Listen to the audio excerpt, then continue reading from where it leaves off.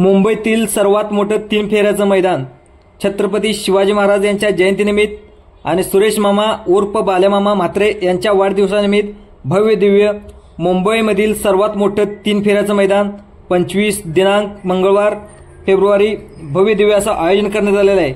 या मैदानाचं ठिकाण आहे गावदेवी मैदान पिंपळगाव भिवंडी।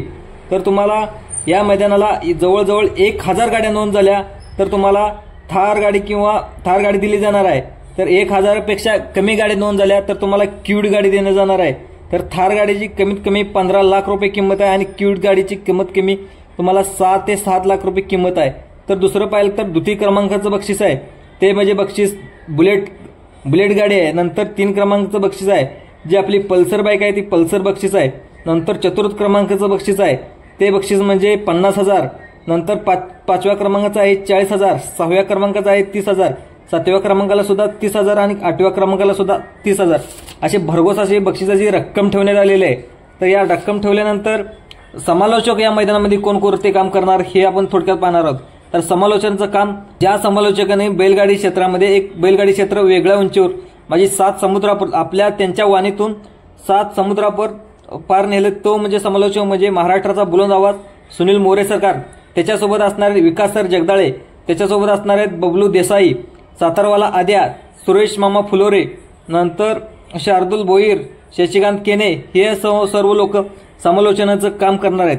तर या मैदानामध्ये नियम आणि अटी काय आहेत हे आपण थोडक्यात पाहणार आहोत। तर मैदानाचा पहिला फेरे आहेत ते गट काढले जाणार आहेत ते म्हणजे 7:30 वाजता मैदानाचे गट काढले जाणार आहेत। 8 वाजता बरोबर 8 वाजता याचे गट सुटणार सुद्धा आहेत।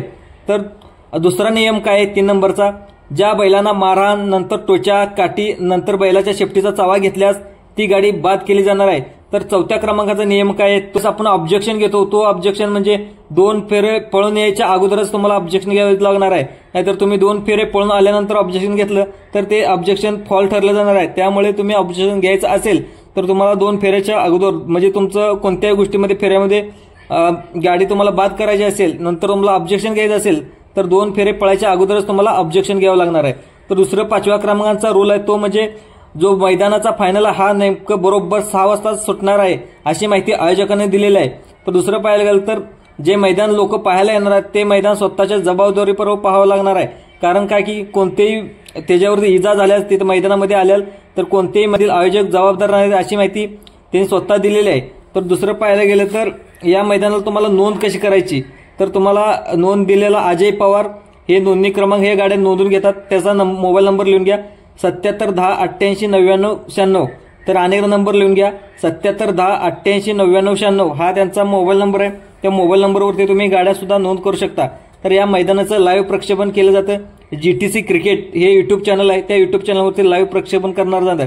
तर दुसरं पाहायला गेलं तर या मैदानामध्ये झेंडापंचाचं काम करणार आहे ते म्हणजे महाराष्ट्रात गाजलेले झेंडापंच म्हणजे धनावडे बापू कोरेगावकर हे झेंडापंचाचं काम करणार आहेत। तर या मैदानामध्ये जवळजवळ टॉपचे सर्वच नंदी या मैदानामध्ये धावण्यासाठी येणार आहेत। जे घाटावरचे सुद्धा जे टॉपचे नंदी आहेत तिथे मुंबईला धावण्यात जाणार आहेत। ते मध्ये पाहायला गेलं तर सर्जा असेल नंतर रायफल असेल मथुर असेल मुंबईलाच असणार आहे पण घाटावरली बैल म्हणजे सर्जा पिस्टन मथुर नंतर रायफल कॉकटेल बकासूर सर्जा लखन हे सर्व बैल तिथे जाणार आहेत। तर नंतर आपला शेवळाबाजा पाकऱ्या ही बैल तिथे संपूर्ण धावण्यासाठी जाणार आहेत। तर या संपूर्ण बैलांचे पैरे कोणकोणते आहेत हे सुद्धा आपण या ह्या व्हिडिओमध्ये पाहणार आहोत। व्हिडिओ अतिशय महत्त्वाचा होणार आहे। व्हिडिओ लक्षपूर्वक पहा कोणकोणते पैरे हे 100% पैरे फिक्स असणार आहेत। आता कोणकोणते पैरे आहेत हे आपण थोडक्यात या व्हिडिओमध्ये पाहणार आहोत। तर कोणकोणते पैरे आहेत आपण पाहूया। तर सुरुवातीचा पहिला पैरा आहे म्हणजे ज्याला वेगाचा शेवट म्हटला जातो तो म्हणजे आपला सर्जा। तर सर्जाचा पहिला आता सर्जाचा मालक बदललेला आहे तो म्हणजे अभिजित भैया पवार यांच्याकडे आता सर्जा आहे। त्यानं सांभाळत सुद्धा आहे आणि सर्जा आता सध्या चांगल्या प्रकारे रुटीन लाईन्स आता चांगल्या प्रकारे धावत सुद्धा आहे। तर मित्रांनो सर्जाचा पैरा कोण असेल तर तो असेल म्हणजे 2211 पिस्टन। सर्जा आणि पिस्टन हे अतिशय चांगल्या प्रकारे गाडी धावते आणि सर्जाची पिस्टनची गाडी मुंबईला 100% धावणार आहे। तर या मैदानामध्ये पाठीमागच्या जे कटपळ केसरी मैदान झालं होतं तिथं सुद्धा 1 नंबरचा गाडी करणारी ही गाडी आहे। नंतर दुसरं पाहायला गेलं तर जे वडकीला मैदान झालं होतं वडकीच्या मैदानामध्ये जे अजितदादा केसरी मैदान झालं होतं तिथे सुद्धा प्रथम क्रमांक पटकवलेली गाडी आहे। नंतर जे भुकुंगला मैदान जातो जवळजवळ 3 ते 4 मैदानामध्ये प्रथम क्रमांकाची मानकर ठरलेली गाडी म्हणजे सर्जा आणि पिस्टन आहे। तर दुसरं पाहायला गेलं तर ज्याला बिनजोडचा बादशाह म्हटलं जातं तो म्हणजे आपला सर्वांचा लाडका मथुर। तर मथुरचा पैरा सुद्धा अतिशय चांगला असणार आहे, कारण काय की हे त्याच्या होम पिच आहे मथुरचं, त्यामुळे त्याला चांगल्या पैऱ्यामध्ये पळणार मथुर सुद्धा। तर मथुरचा पैरा कोण असतो, तुम्हाला काय वाटतं तुमच्या प्रतिक्रिया कमेंटमध्ये द्या। तर माझ्या मते 100% मथुरचा पैरा असतो तो शिरसोडीकरांची रायफल, जी आरोही पंकज गाडगे यांची शिरसोडीकरांची रायफल, ते नसेल तर हा जवळजवळ 95% पैरा फिक्स आहे। पण तो नसेल तर आपला जे पिंटू शेट मोडक यांचं जे कॉकटेल आहे त्या कॉकटेल बैलासोबत सुद्धा असू शकतो। तुम्हाला काय वाटतंय तुमच्या मथुरचा पैरा कोणासोबत असतो, तुमच्या प्रतिक्रिया कमेंट बॉक्समध्ये नोंदवा। तर 100% मथुरचा पैरा कॉकटेल किंवा रायफल सोबत असणार आहे। जर दुसरं पाहायला गेलं तर ज्याला फॉर्म मध्ये विठ्ठल नानांनी फॉर्म मध्ये आणला तो म्हणजे भुंगा। तर भुंगा बैल सुद्धा अतिशय चांगल्या प्रकारे धावणार आहे। तुम्ही त्या वडकीच्या मैदानामध्ये तुम्ही पाहिलं सुद्धा असेल, भुंगाने एक चुणूक दाखवून दिली होती। भुंगा आणि पाखऱ्या हीच गाडी तुम्हाला ज्या थारच्या मैदानात धावलेली दिसेल। तर भुंगा आणि पाखऱ्या कशी गाडी पळेल, तुम्हाला काय वाटतं भुंगा आणि पाखऱ्या गाडी गुलाबामध्ये राहील का, सेमी निघेल का, भुंगा आणि पाखऱ्याला स्पीड कसं लागेल त्या मैदानामध्ये, तुम्हाला काय वाटतं तुमच्या प्रतिक्रिया कमेंट बॉक्समध्ये नोंदवा। तर दुसरा सगळ्यांना एक पैऱ्याची आतुरता असू लागली असते, तो म्हणजे आपला सर्वांचा लडका बकासूर। तर बकासूर म्हणजे दशम हिंद केसरी बकासूर।